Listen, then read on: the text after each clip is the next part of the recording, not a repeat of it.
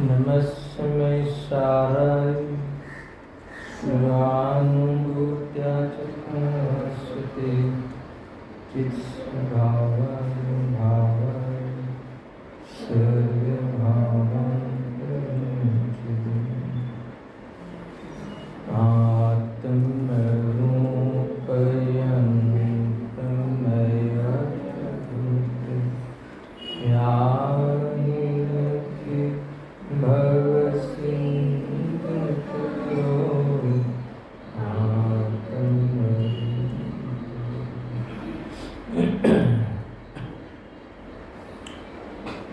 समयसा सर्व विशुद्ध ज्ञान अधिकार गाथा 317। सदविद्य पढ़ कर शास्त्र भी प्रकृतिय भव्य नहीं तरे, जो दूध गोड़ पीता हुआ भी सर्प नहीं निर्विष बने। आचार्य देव इस गाथा में इस बात पे उन्होंने वजन दिया कि अज्ञानी वेदक ही है। प्रकृति की स्वभाव का जिसे रस है, प्रकृति के स्वभाव में जो रत है, लीन है, जिसे स्वभाव का और विभाव का विज्ञान नहीं है, ऐसा जीव उस प्रकृति के उदय में आने वाले अथवा उसके फल में होने वाले संयोगों और संयोगी भावों को समझना बराबर। संयोगों और संयोगी भावों को लक्ष्य करता हुआ सुख दुख की कल्पना करके अपने संसार को बढ़ाता है। आज तक जीव ने अपने दुख बढ़ाने के अलावा, दुख के कारण को ही पुष्ट करने के अलावा कुछ नहीं किया। इससे बड़ा अज्ञान और क्या हो सकता है। इस बात को लेकर एक गाथा आई है, काफ़ी विस्तार से चर्चा हुई है। आज टीका और भावार्थ पर विचार करेंगे। इसके बाद उद्देश्य के प्रवचन के आधार से भी कुछ अंश पढ़ेंगे। 19वीं बार के प्रवचन का स्वाध्याय यहाँ हो रहा है। देखो टीका में क्या कहते हैं। जैसे इस जगत में सर्प विषभाव को अपने आप नहीं छोड़ता और विषभाव के मिटाने के समर्थ मिश्री सहित दुग्धपान से भी नहीं छोड़ता। उदाहरण, इसी प्रकार वास्तव में अभव्य जीव प्रकृति स्वभाव को अपने आप नहीं छोड़ता और प्रकृति स्वभाव को छुड़ाने में समर्थ भूत द्रव्य सुख के ज्ञान से भी नहीं छोड़ता। यहाँ तक समझते हैं। क्या कहते हैं? अभव्य का उदाहरण देते हैं। अभव्य को समझने के लिए सर्प का उदाहरण देते हैं। इसका खुलासा कर हुआ है। विषय क्या है, समझाना क्या है कि अज्ञानी वेदक ही है। अज्ञानी ही रागादि भाव का भोगता है। वो अज्ञानी ही रागादि भाव को भोगता हुआ कर्म बंद करता है। विषय है। तो इसमें कहते हैं, इस बात को देखो, वास्तव में अभव्य जीव प्रकृति स्वभाव को अपने आप नहीं छोड़ता और दूसरा क्या कहा, और प्रकृति स्वभाव को छुड़ाने में समर्थ हो द्रव्य सुख के ज्ञान से भी नहीं छोड़ता। स्वतः वहाँ अन्य तो वहाँ 17वीं 18वीं गाथा के बाद की टीका में है ना, स्वयं तो नहीं जागे पर किसी के जगाने से भी नहीं जागे, ऐसी बात करें। देखो जो सज्जन व्यक्ति होता है तो स्वयं विचार करके रागादि का ज्ञाता बन जाता है, पर कोई ऐसा कठोर जीव हो तो रागादि भाव दुख देते हैं फिर भी नहीं छोड़ता, यानी स्वयं छोड़ने का कोई उपाय नहीं करता स्वयं अपने आप। इतना कहा आचार्य जी ने, फिर आगे कहते हैं कि इतना ही नहीं, मेरे यहाँ कहते हैं देखो कि द्रव्य श्रुत की, कैसा है द्रव्य श्रुत, दूध जैसा है ना, वो कहा गुड़ से मिलाया हुआ दूध पीने पर भी वह जहर भी प्रभाव नहीं करता उतारने का, ऐसा। इस प्रकार यहाँ कहते हैं कि ये समर्थ भूत है, समर्थ निमित्त है, निमित्त की ओर से कहते हैं द्रव्य श्रुत जिनवाणी माता भगवान की वाणी और उस संबंधी स्वाध्याय क्या है, इस जहर को, इस मिथ्यात्व को, इस अज्ञान को मिटाने में कोई बाह्य निमित्त कारण हो तो जिनवाणी माता और उसका स्वाध्याय है। पर ऐसा करते हुए भी द्रव्य श्रुत के ज्ञान से भी, जानता हुआ होने पर भी गुरु समझाते हैं फिर भी ठीक है,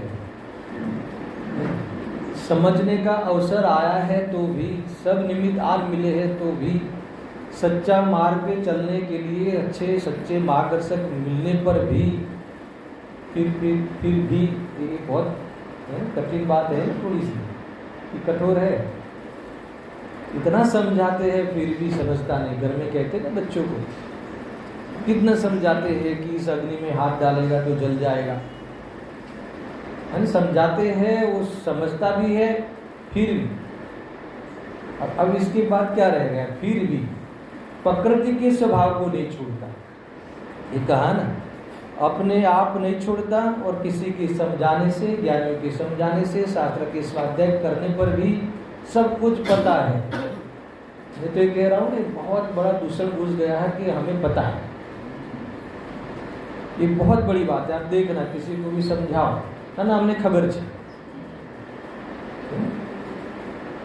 भाई, ये रागादि दुख रूप है कि देह के प्रति तू इतना समर्पित है, वो सारा जीवन तू इस देह बुद्धि से, देह के लिए तू निकाल रहा है ना, बहुत भारी पड़ेगा ना। ये तो अपनी खबर छे, हम जानते हैं, हमने पढ़ा था, ये पंडित जी ने बताया था, तो सब खबर छे। फिर क्या, फिर भी तू रस क्यों नहीं छोड़ता, उसके प्रति तुझे रुचि क्यों है, फिर भी तू अपना मानना, इसके लिए जीना ऐसा क्यों करता है, इतना समझने जैसा है। देखो ये एक बात क्या हो सागर, ठीक है, प्रकृति स्वभाव को, हाँ, प्रकृति स्वभाव को छुड़ाने में समर्थभूत द्रव्य श्रुत के ज्ञान से भी नहीं छोड़ता। गजब बात है। देखो धारणा ज्ञान में संपूर्ण है बातें, ज्ञान ध्यान में तो आई गई है बात, पर क्या करें, यानी मैं तो कह रहा हूँ कि एक प्रकार से इसने सीख लिया, एकेडमी शिक्षा प्राप्त कर ली है ना। तो गुजराती में क्या कहें भण्यो पण गण्यो नहीं, अब इसका हिंदी आप कर लेना है ना, जितेंद्र भण्यो पण गण्यो नहीं, पढ़ा ऐसा है मगर आचरण में नहीं लिया। पढ़ाई करी, जानकारी ली, धारणा ज्ञान में तो बिठाया बराबर, बुद्धि में बराबर है, आचरण में नहीं है, श्रद्धा में नहीं है, वेदन में नहीं है, अनुभव में नहीं है, इसीलिए आप कहते हैं कि वो अज्ञानी है। देखो ख्याल में आने पर भी कुएं में गिरे तो उसको फिर क्या समझा, ये कह रहे हैं। देखो प्रकृति स्वभाव को छुड़ाने में समर्थ को द्रव्य श्रुति के ज्ञान से भी नहीं छोड़ता। तो यहाँ पूछते हैं, आगे का जो विषय भी मैं प्रारंभ करता हूँ, आगे क्या क्यों कह रहे हैं कि एक आपको, आप कैसे कह रहे हो कि हमने नहीं छोड़ा, आप कैसे कह रहे हो कि हमने मान्यता में नहीं छोड़ा।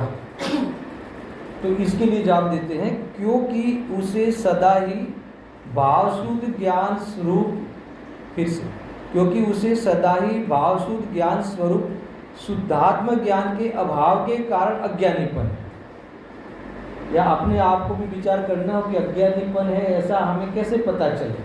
तो क्या तुझे वास्तव में वेद्यान हुआ, स्वाद आया, वितराग परिणति हुई, क्षण भर के लिए भी शुद्धोपयोग लेकर ये जितना तूने पूर्व में अभ्यास किया था वो सम्यक किया। ये बात मैं बहुत बार कहता हूँ, लॉकडाउन में तो मैंने कई बार कही। तो जो वस्तु निर्विकल्प है ना, ऐसा हमें सिद्धांत में है कि नहीं, व्यवहार सिद्धांत में है, आगम आश्रय से हमें पता है कि कोई वस्तु निर्विकल्प है। निर्विकल्प यानी परिपूर्ण, इसमें कुछ करने की जरूरत नहीं है, इसलिए निर्विकल्प बराबर है। तो ऐसी जो हमें प्रतीति कब होगी कि जब वस्तु निर्विकल्प है। निर्विकल्प का अर्थ क्या विकल्प है भाई, कि निर्विकल्प का अर्थ कि उसके लिए कुछ भी विकल्प की आवश्यकता नहीं। क्यों नहीं है आवश्यकता, क्यों नहीं है? अच्छा, आवश्यकता कब है?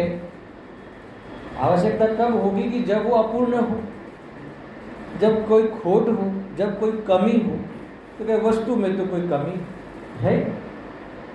तो जब कमी नहीं है इसलिए निर्विकल्प है, इसलिए तुम्हारे विकल्पों के का मोहताज नहीं है। तुम्हारा आत्मा, अरे दुनिया की कोई भी वस्तु तुम्हारे विकल्पों का मोहताज नहीं है।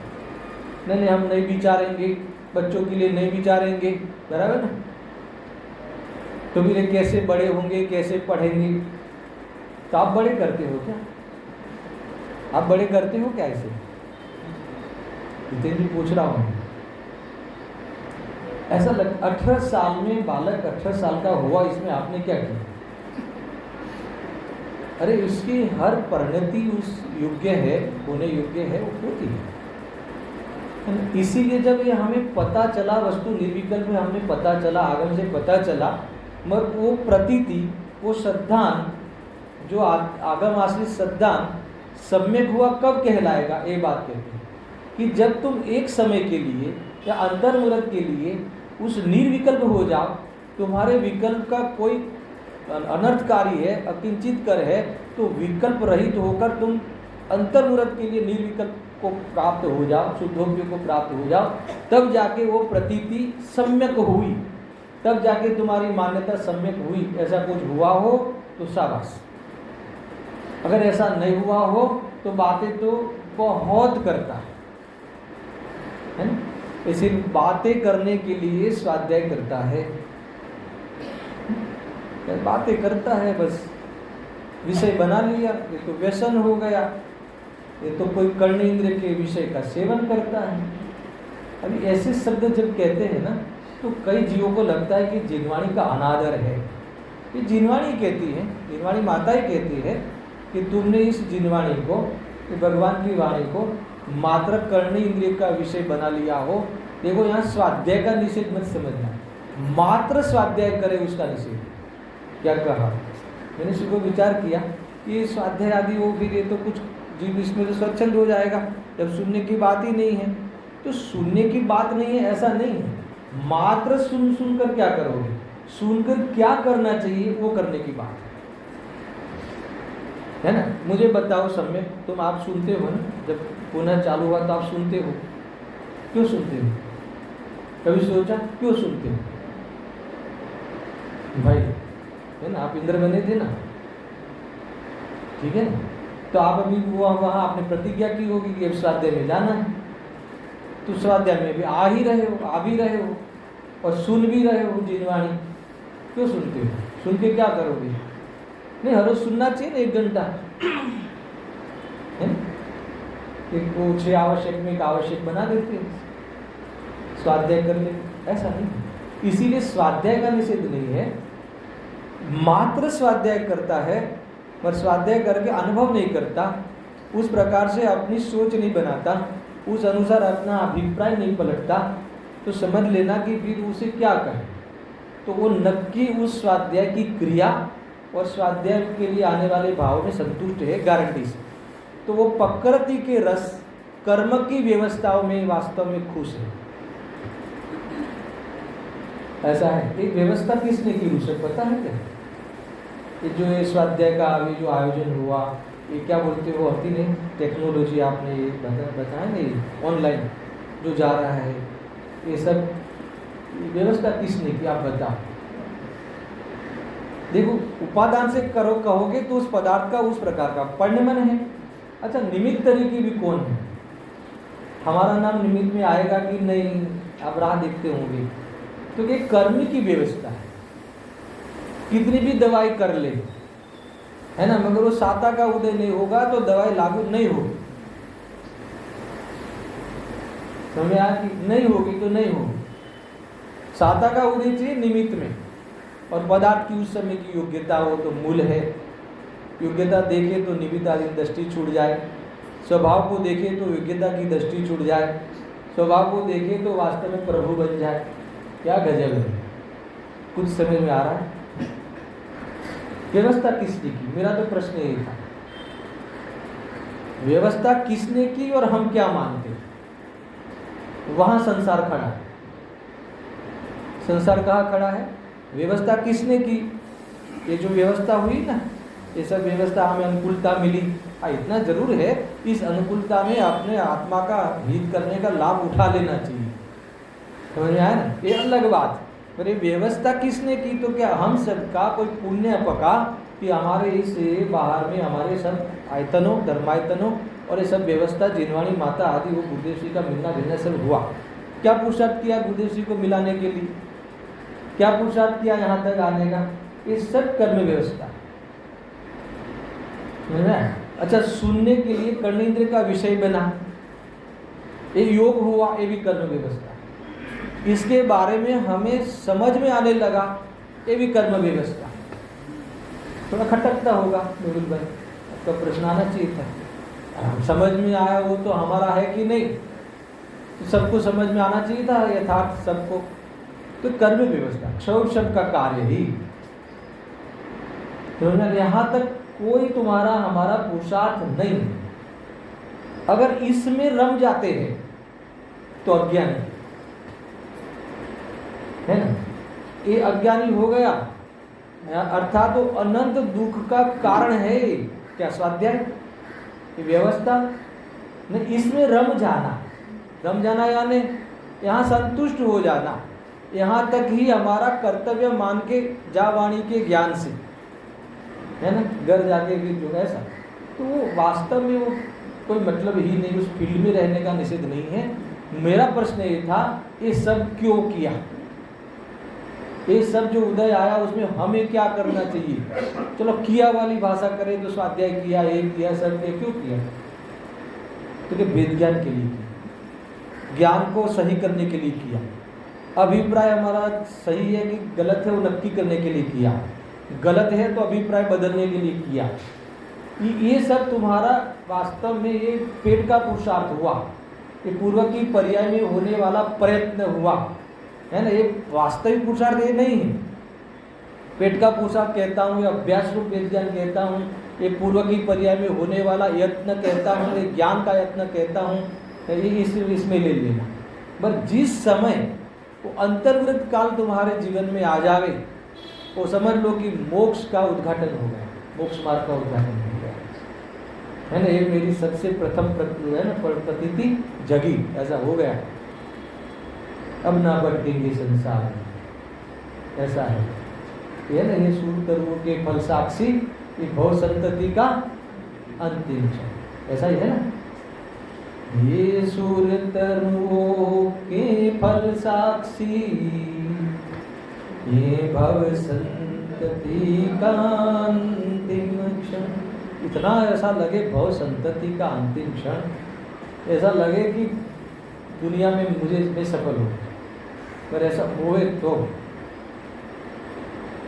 अभी भव बढ़ना नहीं है, वो जो भव है ना, आने दो ना। सम्यक दर्शन होते ही भव की संतति खत्म हो जाती है। और पूर्ण वितराग हो जाते भव ही अभाव हो जाते। संतति यानी नए भव नहीं पड़ते, फिक्स हो जाते हैं भव। अरविंद सम्यक दर्शन हो जाए तो फिर भव ज़्यादा नहीं बढ़ते ही नहीं। मिथ्या दर्शन हो जाए तो अंतर्मूर्त कम और पुद्गल परावर्तन से ज़्यादा संसार में नहीं रह सकता, ऐसा नहीं रहता ही नहीं, संसार उसको रख ही नहीं सकता। क्या काम है इसका यहाँ तो जो लुटाने तैयार हो, अपना मोक्ष मार्ग भूलने तैयार हो, इनकी 4 गतियों में जरूरत है। नहीं समझ में आया भाई? ये गजब की बात है कि क्या है, आप कैसे कहते हो कि हमारी मान्यता में ये चीज़ें नहीं आई? आचार्य देव कहते हैं कि क्योंकि उसे सदा ही भाव श्रुत, द्रव्य श्रुत था पहले, द्रव्य श्रुत के निमित्त से अब द्रव्य श्रुत को भी गौण किया। द्रव्य श्रुत को यानी स्वाध्याय, शिक्षा, द्रव्य श्रुत का प्रयोग, जिनवाणी का सानिध्य, ये सबको द्रव्य श्रुत कहते हैं। मात्र जिनवाणी को द्रव्य श्रुत नहीं, द्रव्य श्रुत में जिनवाणी का सानिध्य, स्वाध्याय, शिक्षा, ये सब द्रव्य श्रुत में ले लेना, ऐसा है। अब इसके माध्यम से भाव श्रुत ज्ञान क्या है? यही वास्तव में सम्यक ज्ञान। उस श्रुत का, उस भगवान की वाणी का, उस जो भाव था, वाच्य था, वो सुन लेना यानी प्रकट कर लेना, वो अनुभव में आ जाना, उस प्रकार से हमारा अभिप्राय पलट जाना। अगर ऐसा नहीं हुआ हो, वितरागता तुम्हें नहीं भाती हो, वितराग अंश प्रकट करके तुमने वितरागता का अनुभव नहीं कर लिया हो, आज तक नहीं किया, अभी तक नहीं किया, इसका अर्थ ये है, क्या है इसका अर्थ? ये है कि तुम्हें आज भी उस प्रकृति के रस, ये बाहर की व्यवस्था, ये बाहर की धमाल है ना, इसमें ही रस है, ऐसा है ना। कभी कभी ये पर्वों में आते हैं ना, पर्व में आते, 10 लक्षण पर्व आदि में सब जो भी आयोजन है उसमें आते, बहुत धमाल रहती ना, एक बस दाम धमाल, जो द्रव्य पूजा, ये पूजा, वो सब करते। तो मुझे एक बार विचार आया, जो अभी विचार आया 10 लक्षण पर्व में, जो इतनी धमाल करते हैं हम, भगवान को कितना आनंद है। मैं सही कह रहा हूँ, ये जो हम करते थे ना, फिर अभी इसके बाद ये लेना, इसके पहले ऐसा राग बिठाने के लिए ये पंक्ति लगाना है ना, तो फिर बराबर बैठेगा, जो भी है वो व्यवस्थाओं में जो भी जैसा चलता हो। मेरा कोई निषेध नहीं है, इसमें कोई व्यंग नहीं है, वो जैसा चलता है। मगर उस समय मुझे विकल्प आया कि भगवान को कितना आनंद है, शांति से रहते, ऐसा कुछ कर ले बस।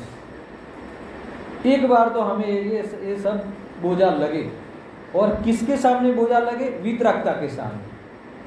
नहीं तो फिर इसमें और भी गड़बड़ होती है कि घर बहुत काम पड़ा है, व्यापार आदि, उसके सामने बोझा लगे तो गया काम से। वितराग भाव के सामने ये सारी चीजें बोझा लगे, समझ लेना कि तेरा संसार का किनारा निकट है। समझा? वितरागता के सामने वितरागियों की भक्ति जिस दिन बोझा लगे, इस दिन समझ लेना प्रकृति के रस से तेरा विरक्तपना संभव है। नहीं तो करा रहे, भक्ति करता रहे, नहीं लिखते रहे, बताते रहे, सभाओं में वाह वाह कराते रहे, कुछ नहीं। अगर यहाँ तक नहीं आया तो भाव शुद्ध ज्ञान, आगे लिखा है, भाव शुद्ध ज्ञान स्वरूप शुद्धात्मा ज्ञान के अभाव के कारण, यानी शुद्धात्मा के दर्शन के अभाव के कारण, वेद ज्ञान से रहित होने के कारण, ज्ञान तो किया मगर वेद ज्ञान नहीं किया, है ना। ज्ञान तो किया, और थोड़ी सूक्ष्म भाषा कहूँ, ज्ञान तो किया मगर भाव वासन नहीं किया। बहुत बड़ी बात है। टोडरमल जी भाव वासन पे बहुत वजन देते हैं, 7वें अधिकार। तो आप इतना कहते हो कि सारा सब कुछ है ना, जिन आज्ञा को मानता है, सब कुछ करता है, बराबर शास्त्र को पढ़ता है, शास्त्र स्वाध्याय की धारणा भी क्लियर है, तो क्या भूल है? तो कि उसे शास्त्र ज्ञान तो है मगर भाव वासन नहीं। ये भाव शुद्ध ज्ञान बहुत खुलासा किया हमने, पढ़ना 7वें अधिकार। भाव वासन नहीं करता, इसको भाव नहीं भाषित हुआ कि ये राग जुदा मैं जुदा, उसे भाव भाषित नहीं हुआ कि ज्ञान से मैं अभिन्न हूँ, राग से मैं अभिन्न नहीं हूँ, ये भाषित नहीं हुआ, इसे ये बात की खबर नहीं आई, है ना, श्रद्धा नहीं हुआ। ऊपर थी कहे, श्रीशु कहे, ओगे ओगे कहे, मोक्ष मार्ग में सुख क्षेम कहे, संवर निजरा में मुनि दशा कष्टदायी लगे। क्या कहा? नहीं ख्याल में ना, मोक्षમાં સુખ છે, મોક્ષમાં કારણ છે ऐसा कहे, मगर मुनिराज जंगल में रहते हैं, वो कष्ट लगे। मुनिराज निर्वस्त्र निर्ग्रंथ रहते हैं, वो कैसे रहते होंगे, कैसे रहा जाए, इसमें तो कितना कष्ट हो, ऐसा लगे।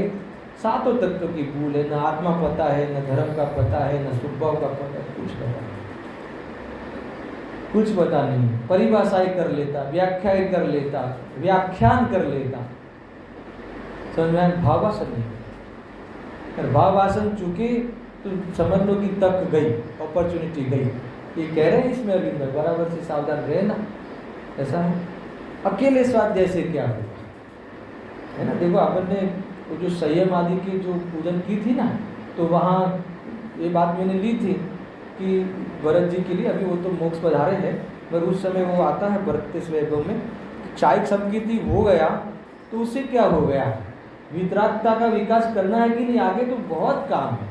यानी सम्यक दर्शन हो जाने के बाद पूर्ण वितरागता के लिए पूरा काम पड़ा है, मगर प्रारंभ ही नहीं हुआ।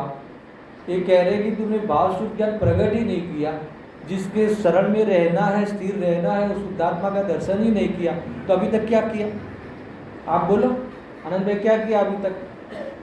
शुद्धात्मा की बातें करी और कुछ नहीं किया, ये कह रहे। तो वो ऐसा स्वाध्याय नहीं होता, स्वरूप में चले जाना है। कहते हैं भाव शुद्ध ज्ञान स्वरूप शुद्धात्मा ज्ञान के अभाव के कारण अज्ञानी बने है, यानी वेद ज्ञान के बिना कोरा रह गया। तूने ये बात समझा नहीं, श्रद्धा में लिया नहीं, और वास्तव में आचरण में लिया नहीं, इसीलिए ये सब सुनाया सब सुना रह गया, चला गया। और कौन सी बात है समझ में आएगी? नहीं, कुछ नहीं होता है। कोई बुद्धि बढ़ाने से क्या होगा? प्रतीति मुख्य है। श्रद्धा में नहीं लिया तो कुछ नहीं हुआ, है ना। वितरागता नहीं प्रकट की तो कुछ नहीं हुआ। एक बार वितराग बन के देखो, ये कह रहे तब तक अज्ञानी है, वितरागता का स्वाद नहीं आया तो उसे किसका स्वाद आएगा? तो गारंटी से राग का स्वाद लेता होगा, इसीलिए राग को ही भोगता है। अगर हमें वितरागता का स्वाद नहीं है तो फिर किसका स्वाद होगा? बिना स्वाद का आदमी जी होता नहीं, तो हमें राग का स्वाद आता है, मजा आता है।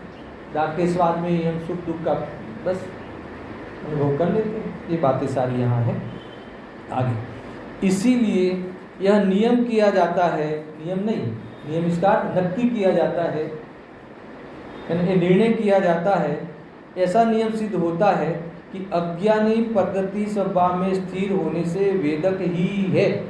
देखो ये हमें भाषा होती ना, इसमें हम बिगते नहीं, हिलते नहीं, क्योंकि हमें इसका भाव बनने होता। पहले तो स्वाध्याय का भाव खबर पड़नी चाहिए, फिर स्वभाव का भावासन होना चाहिए। दो बातें ख्याल में रखो। तो इसमें पहले भाव ही नहीं पता चलता, ठीक है, ये कहा ना, इसलिए नियम किया जाता है। क्या नियम किया जाता है? नियम करार किया जाता है। क्या किया जाता है? कानून कि अज्ञानी प्रकृति स्वभाव में स्थिर होने से वेदक ही है। अब इसको मैं थोड़ा हमें भाव पता चले ऐसा बोलो। इसीलिए अज्ञानी प्रकृति स्वभाव में यानी राग द्वेष में, क्रोधमान माया लोभ में, शुभ अशुभ भाव में, कसा की मनता तीव्रता में क्या है? स्थिर है, रत है, उसी में ही प्रवृत्ति करता है, उसी को अपनी वृत्ति समझता है ना, उसी को ही वास्तव में अपना कर्तव्य समझता है। इसीलिए वो उसका भोगता है, वेदक है, भोगता है, इसलिए दुख का भोगता है, ऐसा कहना। तब हम मिलते हैं दुख का भोगता कहाँ? नियम से अज्ञानी ही दुख का भोगता है, ज्ञानी दुख का भोगता नहीं है। इसके बाद की गाथा चालू होने वाली है। आज तो चली ना वो भी गाथा। एकांत से पहले तो गुरुदेव सिंह ने ज्ञानी को दुख होता ही नहीं, ज्ञानी तो अवेदक ही है, फिर तुरंत ले आए, है ना। ये तो दृष्टि अपेक्षा वाच्य है, पर 10वें गुण स्थान तक भी अबुद्धिपूर्वक का राग छे ने वितराग हो गए क्या? तो इसीलिए वहां भी क्या दुख का वेदन है। कई खुलासा होगा, अभी वो गाथा जब चलेगी तब खुलासा होगा। अभी इस पहले इसे विस्तार से, और भी आचार्य जयसिंह देव की टीका भी हमें पढ़ना है, विदेशी के प्रवचन के कुछ अंश भी हमें देखना है ना। कई खुलासा है। देखो भावार्थ में बहुत सीधी सीधी बात, सीधा खुलासा है। देखो भावार्थ पढ़ता हूँ। इस गाथा में यह नियम बताया है कि अज्ञानी कर्म फल का भोगता है। देखो वो भोगता है ना अपने, वो वास्तव में रस लेना उसका नाम भोगना, रुचि रहना उसका नाम भोगना, उसे अपना स्वरूप मानना उसका नाम भोगना है ना। ये इतना है। उसको पकड़कर हर्ष शोक करना, हर्ष शोक में जीवन बिताना है ना। हर्ष शोक दोनों एक ही बात है। कहा बाहर बाह्य में संयोग मिले तो हर्ष, वियोग हो जाए तो शोक करे। जब शोक करे ये भी कर्म प्रकृति का रस है, ये भी आसक्ति है। ये आपको ताजुब लगेगा कि राग हो तो तब तक आसक्ति कहो, भोजन का राग हो तब तक तो आसक्ति कहो। मगर कोई चीज़ ऐसा हो, संयोग का वियोग हुआ, स्नेहीजन का वियोग हुआ है ना, दुकान में घाटा गया, जो भी हुआ, धन दौलत का वियोग हुआ, तो शोक होता है कि नहीं? तो ये शोक क्यों होता है? क्योंकि उस धन के प्रति हमें आसक्ति है, इसीलिए वो नहीं जाना चाहिए। ऐसा है ना, वो द्वेष वाला भाव है। इस प्रकार से इसमें भी आसक्ति के बिना ऐसा नहीं होता। अच्छा, इसमें क्या गलत किया? देखो ये बहुत भारी है, कि प्रवचनों में ये बात बहुत सरल लगती है, मगर जब है ना आम जीवन में ये बात करे किसी से तो बहुत झगड़े हो जाए है ना। पूछो यहाँ, मान लो कि हमारे स्नेहीजन यानी पिता का, पुत्र का, पत्नी का, पति का वियोग हो जाए तो क्या होगा? शोक होगा, स्वाभाविक है ना। जब भी इसमें प्रवचन करना होता तो मैं पहले ही बोलता कि अज्ञानी को, रागी को अपने स्नेही जनों का वियोग होते दुख होना स्वाभाविक है। किसको? रागी, अज्ञानी, बराबर है। तो ये मैं अभी कह रहा हूँ कि जो शोक होता है, तो कोई कहे कि शोक करने जैसी चीज़ है, तो सामने वाला क्या कहे? अरे शोक नहीं होगा तो क्या होगा? तो आपके घर में प्रसंग आवे तब पता चले। ऐसा बोल दे, बोले नहीं तो मन में कहे, बोल नहीं पावे मगर सभा में सुनता है अच्छी तरह से। अब आप मरण प्रसंग में कोई भी आप व्याख्यान कराओ तो बोलते हैं बराबर से, तो वहाँ तो हाँ साहब सही है, अपना है ही कहाँ, और वहाँ कोई होता ही नहीं, एक वस्तु बीजी वस्तु नहीं थी, बराबर है। और मरता ही कहाँ है, बात सही है। क्षेत्र से क्षेत्रांतर हुआ है, नष्ट कहाँ हुआ है? अरे क्षेत्र से क्षेत्रांतर हुआ है, ये भी तो कहने की बात है। अपने क्षेत्र से बाहर आया ही कहाँ, वो सारी बात शाबाश। अरे भाई ये बहुत परम सत्य बात है। ये अगर एक बात जच जाए तो शोक करके दिखाना, शोक करके दिखाना। ज्ञानी को शोक नहीं होता, श्री रामचंद्र को शोक नहीं था। क्या बात करते हो? सबने सुना है 6 महीना, नहीं तुम्हें देखने को नहीं आया। वास्तव में शोक नहीं था, शोक नहीं होता इनको। तो वास्तव में संसार नहीं बढ़ता था ना, अनंतानुबंधी शोक नहीं था ना, तो वो शोक क्या था? तो एक नहीं मात्र पता था इनको कि शोक है, ये मेरा स्वरूप नहीं है। यहाँ से बात समय सार की उठती है। बाकी जहाँ जितनी चीज़ें हैं उसका अपने आप वहाँ स्वीकार किया जाता है। बस स्वीकार उस रूप में किया जाता है, वो करने के रूप में, अर्थात योग्य है ऐसे रूप में, उपादेय रूप में उसको स्वीकार नहीं किया जाता। समझ में आया ना? अच्छा, मैं ऐसे पूछूं कल्पेश भाई कि शोक करना, शोक हुआ ना, ठीक है, शोक करना अच्छी बात है क्या? तो आप कहोगे ना नहीं अच्छी बात नहीं है, तुरंत कहोगे ना। तो फिर शोक क्यों करते हैं? आप ही जवाब दो, है ना। कल से एक माइक रखो सभा में और भी, तो फिर शोक क्यों करते? आप बताओ, शोक क्यों करते? अच्छी बात नहीं ना, तो फिर क्यों करते? आ जाता है, हो जाता है, क्रमबद्ध में है ऐसे जवाब। क्योंकि अज्ञान है। थोड़ा ताकत से बोलो, अज्ञान है। वास्तव में ज्ञान है, वेद ज्ञान नहीं है।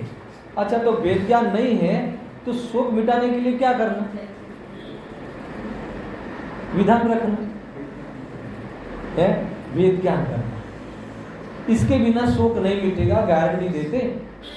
यही उपाय है भाई, और कोई उपाय नहीं है। क्योंकि एक समय ज़्यादा रुका नहीं सकते पिता को, पुत्र को। उसका जाने का काल आएगा तो जाएगा, वो वस्तु व्यवस्था में निश्चित है, बैठा हुआ है सब। क्या करोगे? साथ में जाओगे? नहीं, साथ में तो नहीं जाना है, ऐसा मत बोलो। अरे दूसरा चक्कर, ये जहाँ है वहाँ ठीक है, ऐसा ही होता है संसार। समझा? जा भी नहीं सकते है ना। जब जाने का क्रम आएगा तो रुक नहीं सकते, कितना जबरदस्त है। फिर किस बात की चिंता, फिर किस बात का रोना, क्या मतलब जाना है तब जाना ही है, रुकना है तब तक रुकना ही है। और जाना रुकना कर्म प्रकृति का नाटक है, वो तो वास्तव में एपिसोड है। तो आप बस एक प्रकार से ऑडियंस बन के देखो, आगे नहीं, ऑडियंस बन के, प्रेक्षक बन के देखो। साक्षी भाव तुम्हारी पहचान है, तो मजा करो, ज्ञानी हो जाए। कितना अद्भुत है, सरल है, वो समझ में नहीं आता। उसे तो कठिनता से मिले तो लगे कि कुछ अच्छा किया, कुछ थोड़ा उपवास कर ले, थोड़ा दान दे दे, थोड़ा इधर उधर परिक्रमा करते हुए शिखर जी की, है ना, 24 टूंक जितनी भी टूंक है, कई बार जी आवे, इतना थोड़ा कष्ट करे तो कोई धर्म होगा ना, इसके बिना थोड़ी ना होगा। दूर दूर तक धर्म का नहीं, धर्म नहीं है, धर्म का कारण नहीं, ध्यान दे। शांति नहीं ना, निर्विकल्प होने के लिए विकल्प बढ़ाना, निर्विकल्प होने के लिए पर का लक्ष्य करके विकल्प बढ़ाना, उस कर्म प्रकृति के उदयों में जुड़ जाना, उसमें कुछ न कुछ कल्पना करना। आनंद भाई समझ में आ रहा है? तो कोई ऐसा पाप का उदय आया तो बाहर में वियोग आया तो बस चिंता करते रहना, चला गया चला गया चला गया, क्या करोगे? तो ये नहीं सोच सकते वो कर्म प्रकृति का फल था, वो चैतन्य स्वभाव का फल नहीं था। चैतन्य स्वभाव का फल तो उस समय भी ज्ञातापना है, आनंद में रहना है, आनंद में रहने का अधिकार है। तो तुम्हारे अधिकार को छोड़ के तुम अन्य जगह पे अधिकार जताते हो, इतना दुष्कृत्य करते हो, प्रकृति के विरुद्ध कार्य करते हो, और फिर कहते हो कि मैं सुखी नहीं होता, तो कोई क्या करे? समझ में आया सर? बहुत गहरी सोच में क्या बात है, बराबर लिंक मिल रही ना, सोचना ही चाहिए। कहीं कोई एक विजन में सोच बैठ जाए, आगे का मत सुनो, रम जाओ। सही कह रहा हूँ, तो काम करना है हमें, तो हमें क्या सुनना है, किसी को सुनने थोड़ी ना आए हैं। रम जाए तो रम जाए, मन रम जाए, वहाँ पहुँच जाए, उपयोग काम होते जाए, बाकी भी पुनः जुड़ के पुष्ट करते जाओ। बहुत बड़ी वैज्ञानिक पद्धति से काम होता है। इसे मात्र ऐसा सुनने का व्यवहार तक इसे मत करना। कोई भी व्यवहार परमार्थ तक पहुंचाता है, वहाँ पहुंच जाना, तब व्यवहार की बात सही होगी, तब व्यवहार यथार्थ होगा। नहीं तो कौन सा व्यवहार है? मिथ्यात्व है। कड़क मत बोलो इसको, मिथ्यात्व मत कहो हमारे व्यवहार, क्या कहें? धर्म कह दे तो और मिथ्यात्व का बात है। समझ में थोड़ा है ना, शांति से सोचना है। जिस टोन में मैं आपको कह रहा हूँ, उस टोन में एक बार विचार करना। काम में आने वाली बातें है ना, ये तो भगवान की वाणी है भाई, है ना, ये तो समर्थ है। उदय सिंह 50 बार बोलते हैं, आ तो समर्थ कारण छे, हमारा एक प्रकृति का रस का अभाव करने का समर्थ कारण है ना, मगर एक कारण तू दे यथार्थ रीत से, तो प्रकृति का रस नहीं आएगा, तो प्रकृति का तुम ज्ञाता भगवान हो। अच्छा है, इसमें क्या है? राग आया तो जानने में आया, क्रोध आया तो जानने में आया, मुरे में जानने में आता है। ये जो भी जब भी वो ज्ञेय बनता है तो वहाँ ज्ञान की प्रवृत्ति है। मैं जहाँ भी देखूँ तो मुझे ज्ञान नजर आए, मैं जहाँ भी देखूँ तो मुझे ज्ञान नजर आया, जो कभी न था मिला वो आज नजर आया। बस हो गया, इतना ही। ये देखा, ये क्या देखा? ये जिनवाणी देखी ना, क्या देखा? जहाँ भी देखूं तो क्या ज्ञान, यानी जिनवाणी जानने में आई तो जानने वाला हुए ध्यान में आया, धर्म थई गयो। आप वास्तव में है ना सिद्ध सदृश्य हो गए, आज के प्रवचन में सिद्ध सदृश्य हो गए। जो सिद्ध भगवान जैसा अनुभव करते हैं ऐसा अनुभव करते हैं, कितनी बड़ी बात है ना। हमारा है ना तुलना कहाँ की जाए, बहुत बड़ी बात है भाई। आनंद निवाज मेहुल भाई, इसमें ताकत लगती है, इसमें ताकत लगाने जैसी हमारी लायकात है। जो लायकात है ना वहाँ हम पुरुषार्थ करते, जो तुम्हारी लायकात ही नहीं है वहाँ उपाय करते हो, पुरुषार्थ करते हो, क्या हो? પૈસા કમાવાની લાયકાત છે કોને? हाथ खड़ा कर दो आज। सिद्धि तो करनी होगी ना मनोज, पैसा कमाने की लायकात है। क्या किया कोरोना में? कितना कमाए? है ना, गवाए कमाए। गवाने की लायकात है क्या? न कमाने की लायकात है न गवा। अरे दूसरे पदार्थों के साथ तुम्हारी कोई लायकात नहीं। जानने की लायकात है, जानकर आनंद करने की लायकात है, इससे वेद्यान करके स्वरूप का आनंद बढ़ाने की लायकात। वो जहाँ लायकात है वो तो उपाय करता नहीं, है ना, जो वहाँ तो उद्यम करता नहीं, है ना, और जहाँ उद्यम नहीं हो सकता वहाँ उद्यम करता। कैसे होगा? अरविंद एक्सप्रेस में है तो दुकानें जाऊँ कि ना जाऊँ? ये प्रश्न खड़ा करो ना आप तो। यहाँ प्रवचन के बाद कितनी झूठी बात है कि तुम दुकान जाते हो, कितनी झूठी बात। एकड़ा में भूल है, मूल में भूल है। नहीं, कल जाते थे ना, अभी आज जावे कि नहीं जावे? कौन जाता था? गुरुदेव का ही टोन है, कौन जाता? तुम जाने का राग तो करते थे अज्ञान में, और प्रकृति के स्वभाव को अज्ञान से वेदते थे यानी दुखी होते थे। अब दुकान के खड़े पे बैठो ना तो क्या सोचना कि ये दुखी हो रहा हूं। भागने का मन होवे, संसार में रुकने का मन होवे, इससे बड़ा अज्ञान और क्या हो सकता?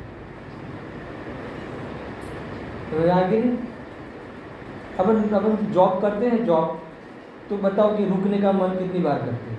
रुकने का मन कितनी बार है? बताओ सब। हम जॉब करते हैं ना, कोई भी नौकरी करते, 8 घंटे की हो, 8 घंटे का नक्की किया हो, तो 8 घंटे में हम कितनी बार रुकने का आनंद लेते हैं? एक समय भी नहीं, कोई रुकना नहीं चाहता। ऐसा ही है। तो संसार में रुक के क्या करो, क्या कर लिए? देखो ऐसे इस प्रकार के निरूपण से मुनि दशा का भावासन होना चाहिए। कितना जोरदार है। आनंद में रहते, पड़ी नहीं है, परमाणु मात्र की ख्वाहिश नहीं है, आधीनता नहीं है, भोजन आहार के लिए भी किसी से बंधे नहीं है, है ना, आना नहीं आना कोई मतलब नहीं, आना नहीं आना मेरी हाथ की बात ही नहीं है, स्वरूप में मगन है। नाचो नाचो, ये मेरे लिए ये मुनि बना मेरी लायकात है। वास्तव में मुनि बनना चाहिए। कल बोलते बोलते रह गया था, कल या परसों पता नहीं, अभी तो वापस सब जगह चालू हुआ। क्यों मिला से ये जीवन? क्यों मिला? व्यापार के लिए मिला, आयोजन के लिए मिला, जितेंद्र जी व्याख्यान के लिए मिला, लोगों को समझाने के लिए मिला। ये क्या है? प्रकृति के रस में रत है। क्या है? अज्ञान है, ऐसा मानना अज्ञान है ऐसा। वास्तव में क्यों मिला? वही भगवान क्यों मिला? एक बार तो बोलो कि मुनि बन के मोक्ष जाने के लिए मिला, तो मुनि जाने के बन के मोक्ष जाने के लिए मिला, तो मुनि पद के लिए क्या किया? वेद्यान किया। आत्मदर्शन के बिना मुनि पद आता नहीं, तो आत्मदर्शन के लिए क्या किया? वेद्यान करना चाहिए, आत्मानुभव करना चाहिए। हमें तो यही बात बस हर रोज आके यही सुनाओ, वेद्यान याद दिलाओ, है ना, अपने को याद दिलाओ। भूल जाते हैं, है ना, राग में इतने मोहित हो जाते हैं, मतलब राग देश में, कि हम अपना कार्य जो है कर्तव्य भूल जाते हैं। इसलिए हमें यहाँ जिनवाणी माता याद दिलाती है। माँ हमें हमारा कर्तव्य हमेशा याद दिलाती है, यही वही माँ होती है। ऐसा है। देखो मैं भावार्थ कम से कम समाप्त करता हूँ आज। कल तात्पर्य टीका और बुद्धेसी के प्रवचन के आधार से चर्चा हो, अद्भुत है। अब प्रवचन पढ़ के आना, अगर आप नहीं सुनते हो तो ऐसा। इस गाथा में यह नियम बताया है कि अज्ञानी कर्मफल का भोक्ता ही है। यहाँ अभव्य का उदाहरण युक्त है, यानी उचित है। क्यों उचित है? सुनो। जैसे अभव्य का स्वयं यह स्वभाव होता है, तो कौन सा स्वभाव? अभव्य का स्वभाव कौन सा है? कर्म प्रकृति में रस लेना है। अरे उसका स्वभाव ही सिद्ध समान है। तो ये पर्याय का स्वभाव है, पर्याय की योग्यता, एक समय की जो योग्यता है, ये ऐसी योग्यता बनी हुई है, ये वास्तव में मोक्ष मार्ग के लिए अपने को अयोग्य बनाता है। मुनि बन के भी अयोग्य बनाता है। ऐसा है खतरनाक। क्यों? क्योंकि आत्मभान नहीं है, क्योंकि शुद्धात्मा का प्रेम नहीं है, क्योंकि वेद ज्ञान नहीं है, क्योंकि आश्रव और आत्मा का वेद नहीं है, और ज्ञान और आत्मा का अभेदपना ख्याल नहीं है, सुख और आत्मा का अभेदपना ख्याल नहीं है। सुख कहाँ मानता है? निर्वस्त्रपने में। सुख कहाँ मानता है? 28 गुण में। खत्म हो गई बात, जीरो हो गया। एक कह रहे हैं कि ऐसा मानना है, इसकी वास्तव में पर्याय की ऐसी अयोग्यता है ना। स्वयं में यह स्वभाव होता है कि द्रव्य सुख का ज्ञान आदि बाह्य कारणों के मिलने पर भी, बोलो इतना बड़ा मतलब कि स्कोप, चांस है ना। मान लो कि मरण को प्राप्त है, मरण के नजदीक है, अमृत पड़ा है हाथ में, होठों पे, अरे मुंह में, क्या करना है? निगलना है। अभी वो नहीं करता कि नहीं ये थोड़ा ठीक है, हाँ ये अच्छा दिखता है, यहाँ तक सही दिखता है, तो सही हो गया ऐसा। तो मिलने पर भी अभव्य जीव शुद्ध आत्मा के ज्ञान के अभाव के कारण, शुद्ध आत्मा के ज्ञान के अभाव के कारण वेद ज्ञान नहीं करता, विवेक नहीं करता, सोच सही नहीं करता, कर्मोदय को भोगने के स्वभाव को नहीं बदलता। कैसी भाषा में? नहीं बदलता, ये अपने को नहीं बदलता। किसको नहीं बदलता? जितेंद्र जी, अभिप्राय को नहीं बदलता, अपनी मान्यता को नहीं बदलता। ठीक, वो क्या करता है? उस मान्यता को पोषता है। और खतरनाक बात, सम्यक सन्मुख भी नहीं रहा।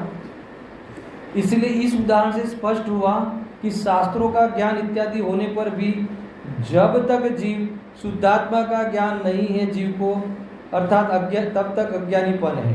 जब तक जीव को शुद्ध आत्मा का ज्ञान नहीं है, अर्थात अज्ञानीपन है, तब तक नियम से क्या है? भोक्ता ही है। भोक्ता है उसका क्या? दुखी। राग द्वेष का वेदक है, राग द्वेष को वेद कर दुखी ही है, अपने को दुखी किया। इस प्रकार से एक भावार्थ हुआ। कल आचार्य जयसिंह की टीका समान है, मतलब कोई एकाध पंक्ति में कुछ विशेष बात करी है, बाकी इसी विषय को दोहराया है। कल पढ़ते हुए आगे बढ़ेंगे।